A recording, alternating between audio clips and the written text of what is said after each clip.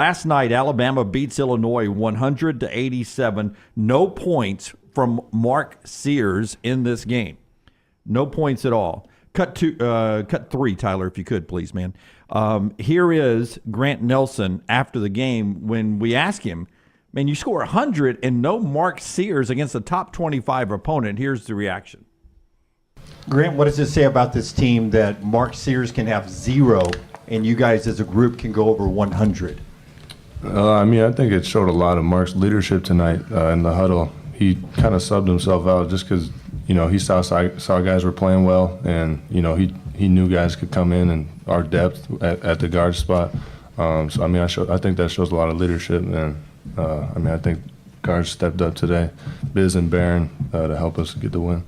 Subbed himself out, man. Your reaction to that? That's strange. Yeah. I've never heard of that in my life. That last 10 minutes, 11 minutes, he sat on the bench, and it was into the coach's job to sub you out. Well, but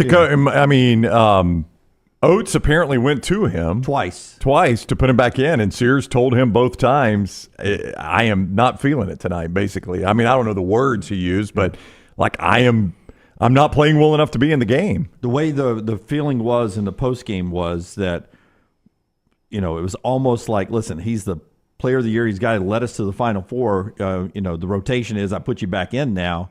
And Mark said, listen, I know you're putting me back in because that's our rotation, but those guys are playing a lot better than I am right now. I'm okay with you sitting me on the bench for these last 9 minutes. I think it's weird, man. Like, Mark Sears is a tremendous player. Play your way out of it. Well, it was a nip and tuck game at that point. It got down to what, 7, 8? It got to 8. Yeah. It just looked like they couldn't put him away. I sort of admire it. No, I think it's great leadership. I disagree with you, Lance. I just think it's strange. I've never seen that before in my life, and I would think the other players would be like, we want our guy in there. Yeah, but if you think you're hurting the team because of the way you're playing and the team is playing better without you, I think it's selfish to want to go back in the game. I don't know. Look, obviously he didn't make a shot. He was 0 of 5. That's he only right. played 21 minutes. And Aden Holloway was playing terrific. Yeah, he was having one of those nights that he could shoot a 3 and it banks in. That's right. The last thing you want to do is drag him off the floor if you're struggling. And you don't want to take Labaron Philon out, who's now worked his way into being a starter. Reitzel had a good game. Just, is it a bigger thing? Is it something that he's dealing with personally? We don't know those things. And, Taylor showed me that he shot 600 was out in the gym in the middle of the night, shot 600 shots, and sent it out on his Instagram. Well, he did. I would say there's a lot of pressure on him, wouldn't you?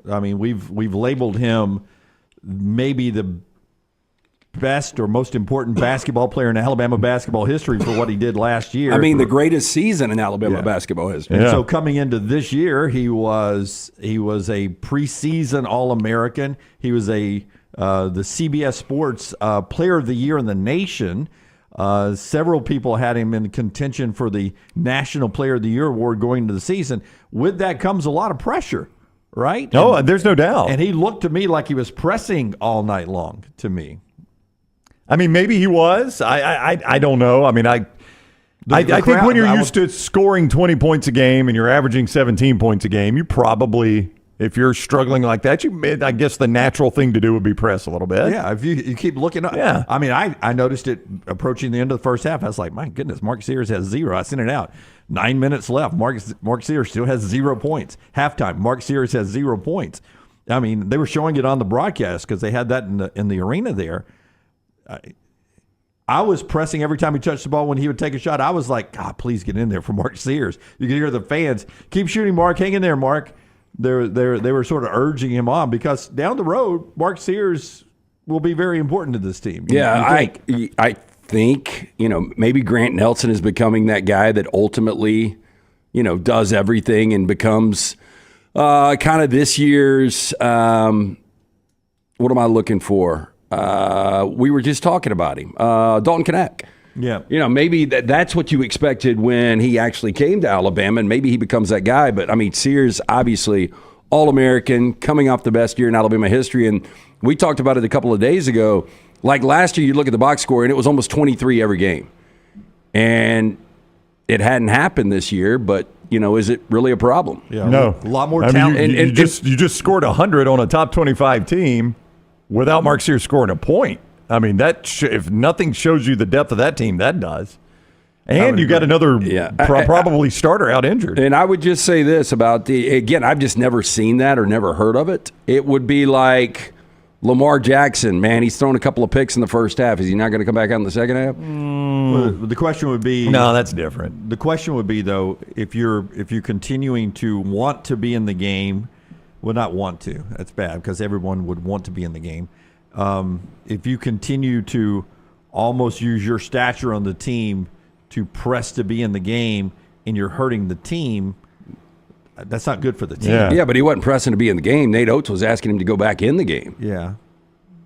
I'm just, strange. I'm sure I can rile Alabama fans up early today. Oh, you have. Not hard to do. You've already done that. Yeah. Don't worry.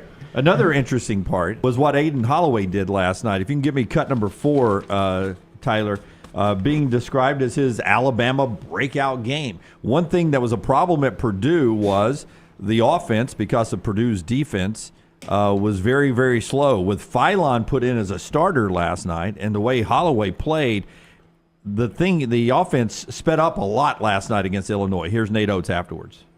Is this what you envisioned when Aden Holloway became available, and how did he speed up the offense tonight as opposed to at Purdue? Yeah, we didn't play fast enough against Purdue.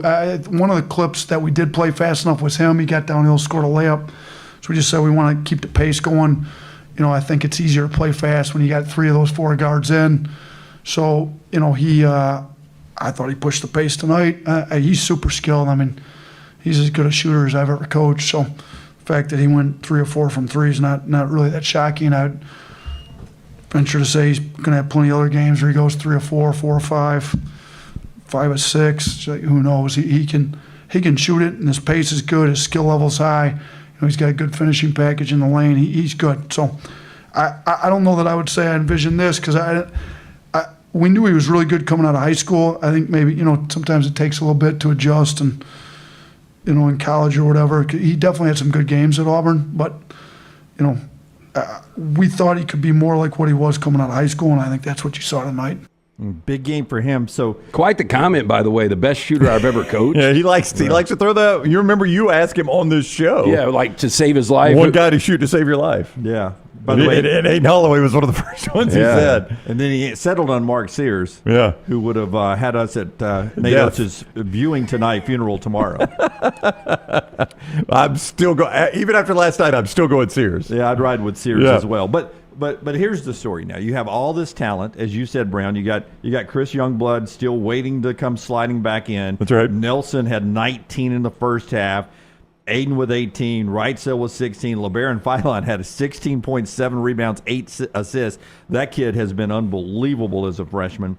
And now you've lost at Purdue, you've beaten Illinois, and what's up with this team? Houston, Rutgers. I mean, you've got nothing but ranked teams over the next 4 to 5 games. Yeah, you've got Houston coming up next, then Rutgers, who is number 24 right now, then North Carolina, who's number 10, and then you got number 14, Creighton. Yeah, and I think there's another game squeezed in out in Vegas. I think there's a third possibility if you're still playing. I don't know. Maybe there's a chance to play even somebody else ranked out there.